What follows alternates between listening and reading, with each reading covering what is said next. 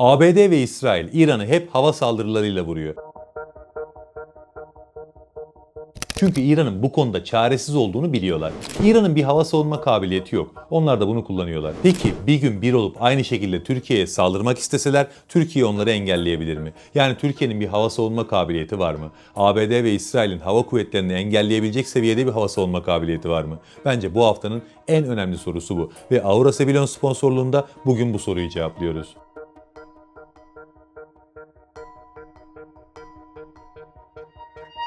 Türkiye'nin lider su arıtma markası Aura Sebilon Unique sunar. Konuya başlamadan önce size bu videonun sponsorundan bahsetmek istiyorum. İhlas Aura Sebilon. Aura Sebilon'un 5 farklı modeli var. Ben de evimde Unique modelini kullanıyorum şu anda. Artık çeşme suyunu doğrudan içmek gibi bir şansımız yok. Ve su kalitesi yaşamımızın kalitesini belirliyor. Aura Sebilon bu noktada güven veren bir marka. Bütün parçaları hijyenik özelliğe sahip. Hatta bu konuda Ulusal Hijyen Vakfı tarafından verilen NSF belgesi de var. Sebilon mineralli karbon filtresiyle suya mineral takviyesi yapıyor. pH oranını düzenliyor ve musluk suyunu da çok kaliteli bir içme suyuna dönüştürüyor. Ters ozmoz yöntemini kullanıyor. Bu filtrenin gözenekleri sadece su moleküllerinin geçebileceği kadar küçük. Bu sayede sudaki tüm zararlı kimyasallar, bakteriler, parazitler ve virüsler temizleniyor. Tüm bu karmaşık süreç yaşanırken bize sadece kaliteli suyun tadını çıkarmak kalıyor. Daha detaylı bilgi istiyorsanız sebilon.com.tr'yi ziyaret edebilir ve ücretsiz tanıtım için sayfada yer alan formu doldurabilirsiniz. Türkiye ve İran'ın savunma sanayi yaklaşımlarını karşılaştırdığımızda İran'ın yaptığı büyük bir hatadan bahsediyorduk hep. Onlar sadece 1-2 alana yoğunlaştılar. O da balistik füzeler ve kamikaze dronlar. Bunların dışında da çalışmaların olduğu alanlar var ama ağırlığı sadece bunlara verdiler ve bu yüzden de şu an ellerinde sadece 1-2 çeşit kamikaze drone ve balistik füzeler var. Özellikle balistik füzeler konusunda gerçekten iyi durumdalar ama dediğim gibi bu şekilde tek bir alana ya da 1-2 alana yönelmeleri başından beri hatalıydı ve şimdi de bu hatanın bedelini ödüyorlar. Peki bu süreçte Türkiye ne yaptı? Türkiye askeri teknolojilerini bir bütün olarak gördü ve savunma sanayini bir bütün olarak geliştirdi. Eğer Türkiye de İran gibi her şeyi bir kenara bırakıp sadece balistik füzelere yönelseydi bugün bu videoyu yapıyor olamayacaktık. Çünkü bugün odak noktamız şu: eğer ABD ve İsrail İran'a yaptıkları gibi Türkiye'ye savaş ilan etselerdi aynı İran'da olduğu gibi Türkiye'yi de havada hiçbir zorluk yaşamadan vurabilirler miydi? Biliyorsunuz günlerdir İran'ı hava saldırılarıyla vuruyorlar. Bundan önceki çatışma dönemlerinde de durum hep aynıydı. 5. nesil savaş uçaklarıyla İran hava sahasında istedikleri kadar rahat gezebiliyorlar.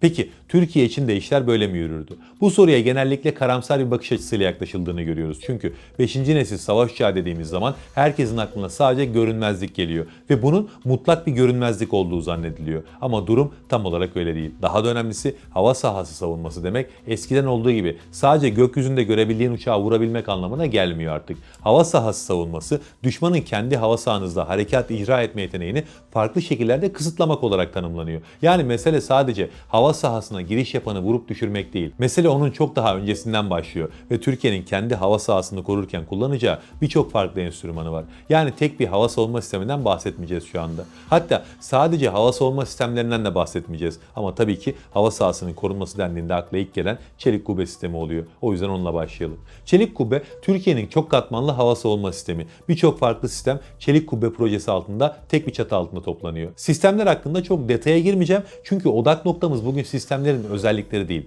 Odak noktamız Türkiye'nin neler yapabileceği, yani genel kabiliyeti.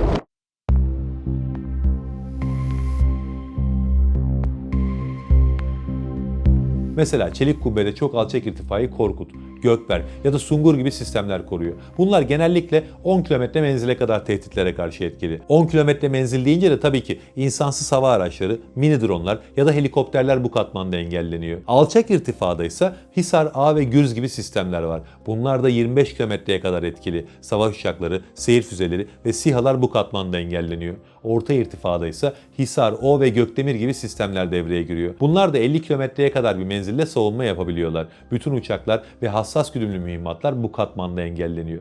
Uzun menzilde ise 150 kilometrenin üzerine çıkabilen bir menzilden bahsediyoruz. Burada karşımızda siper sistemi var. Geliştirilen blokları ile birlikte balistik füzelere, savaş uçaklarına ve stratejik bombardıman uçaklarına karşı bu sistem devreye giriyor. Ve ilerleyen dönemde balistik füzeleri orta safhada, yani atmosfere girmeden uzayda imha edecek versiyonlarla da gelecek. Yani çelik kubbe en alçak irtifadan başlayıp uzaya kadar bütün katmanları savunabilen bir hava savunma ağı. Katmanlı olmasının en büyük avantajı ne? Eğer ki satürasyon sağlayabildiğiniz saldırısı yapılırsa bir katmandan kurtulan diğer katmana takılıyor. Yani doyurma saldırılarında da bu ağ oldukça güçlü. Tabii dediğim gibi Türkiye hava sahasını korumak için inanılmaz geniş çaplı bir çalışma yaptı. O yüzden önemli olan sadece vurucu sistemler değil, fazlası var. Mesela Hakim Hava Komuta ve Kontrol Sistemi.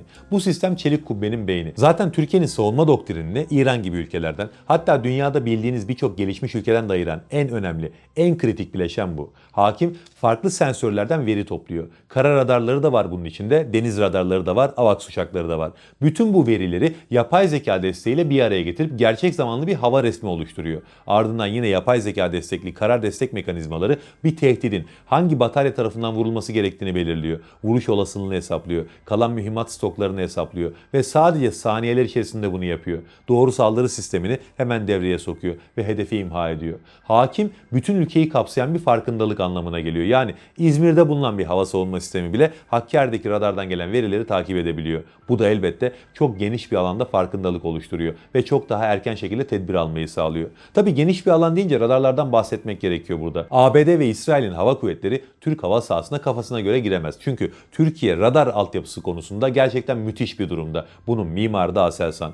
En uç nokta ne derseniz o da Alp 300G radarı. Alp 300G Türkiye'nin erken ihbar kabiliyetinin en uç noktası. 600 kilometrenin üzerinde menzili var. Bu menzilde bir alanı AESA teknolojisiyle dijital olarak tarıyor. Sadece uçakları değil, balistik füzeleri ve hayalet hedefleri de takip edebiliyor. Elektronik harbe karşı direnci yüksek ve mobil bir sistem. Yani 30 dakika gibi kısa bir sürede kurulup toparlanabiliyor. Bu sayede anti-radyasyon füzeleri tarafından vurulma riski çok azalıyor. Bunun dışında bir de Çafrat radarı var. Tabi bu radar denizde kullanılan bir radar. Ne alaka diyeceksiniz muhtemelen ama Türkiye'nin hava sahası karada başlamıyor. Sadece karadan da korunmayacak. Türkiye'nin çok güçlü bir donanması var. O yüzden Türkiye'nin hava sahasının müdafası da sınırlardan çok ötede. Denizde başlıyor. Çafrat radarı denizde 450 kilometreden fazla bir menzilde aynı anda binlerce hedefi takip edebiliyor ve füze güdümleyebiliyor bunlara. Tahmin edersiniz ki Alp 300G ve Çafrat birlikte çalıştığında da aşılması neredeyse imkansız bir radar kapasitesi ortaya çıkıyor.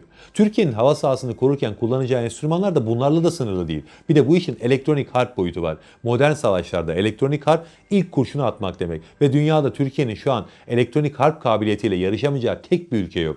Koral projesi ve şimdi bu sene envantere girecek olan Havasoç projeleri Türkiye'nin geldiği noktayı göstermeye yeterli. Şu an etkinliğini kanıtlamış olduğu için Koral üzerinden konuyu konuşalım. Koral 100 kilometrenin üzerinde bir menzilde düşman radarlarını tespit ediyor. Aldatma ve köreltme yapabiliyor. Düşman radarından gelen sinyali kopyalayıp manipüle edebiliyor. Düşman ekranında binlerce sahte hedef gösterebiliyor ve gerçek hedefin yani Türk uçağının yanlış konumda görülmesini sağlayabiliyor. F-35 gibi platformların kullandığı düşük yakalanma olasılıklı radarlara karşı da etkin olacak şekilde tasarlandı. Yani ABD hava gücünün en büyük kozu olan görünmezlik Türkiye'nin elektronik harp sistemleri tarafından delinebilir. Yüksek de ihtimal. Çünkü Koral neler yapabildiğini özellikle Suriye sahasında daha önce kanıtladı. Koral'ın çalıştığı bölgelerde düşman toprakları resmen taş devrine dönüyordu. İletişim tamamen kesiliyor. İnternet tamamen kesiliyor. Radarlar çalışmıyor. Sensörler çalışmıyor. Hatta bazı bölgelerde elektrik kesintileri yaşanıyor. Daha önce Suriye'de bunları yaptı. İşte böyle bir potansiyeli şimdi Türkiye 50.000 fit yukarıda kullanmaya karar verdi.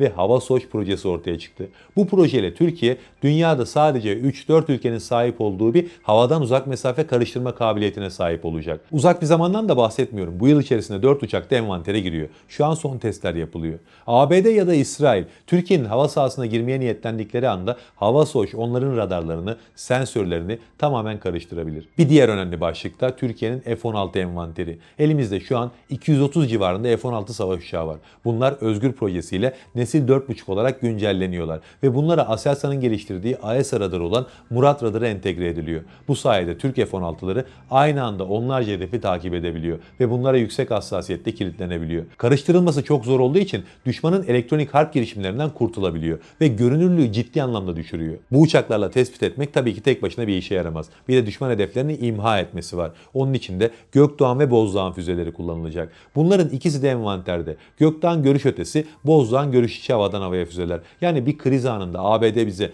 mühimmat vermedi diye ortada kalacak durumda değiliz. Bitti mi? Yine bitmedi tabii ki. Türkiye'nin bir de insansız hava araçlarındaki dünyadaki konumu var. Özellikle Akıncı, Kızılelma ve Anka 3 hava savunma ağımızda önemli bir konuma sahip olacak. Bayraktar Akıncı şu an IS radarı taşıyor. Gökdağ ve Bozdağ füzeleri ateşleyebiliyor. Elbette kalkıp da F-35 ile F-15 ile it dalaşına girmeyecek. Ama yerlerinin fark edilmesi açısından bile ciddi işler yapabileceğini söylemek mümkün. Bayraktar, Kızılelma ve Anka 3 dediğimiz zaman da işler tamamen değişiyor. Kızılelma'nın yüksek manevra kabiliyeti var. Anka 3 yüksek görünmezliğe sahip. Haliyle bu iki platform düşmanı ciddi anlamda uğraştırabilir. Tabii ki bu bahsettiğimiz şeyler işin sadece savunma kısmı. Mesele bununla bitmiyor. Türkiye böyle bir durumda pasif savunma yapmayacak. Türk ordusu bir yandan savunmasını güçlü tutarken bir yandan da saldırı halinde olacak. Eğer ABD ve İsrail İran'a yaptıkları gibi Türkiye'yi de vurmayı denerlerse bunu hangi hava üslerinden yaparlar? Kıbrıs, Yunan adaları ve İsrail'deki üsler.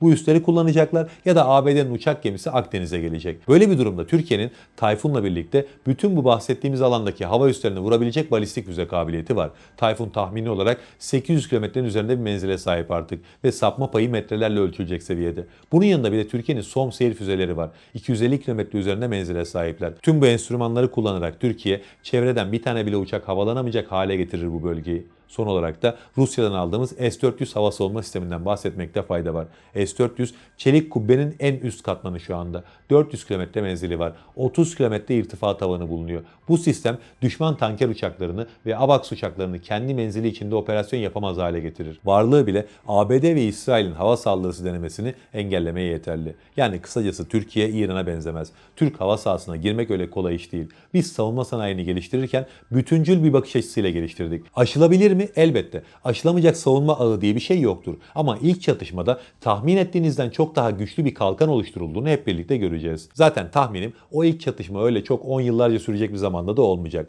Çok daha yakın. Allah'a emanet olun. Türkiye'nin lider su arıtma markası Aura Sebilon Unique sundu.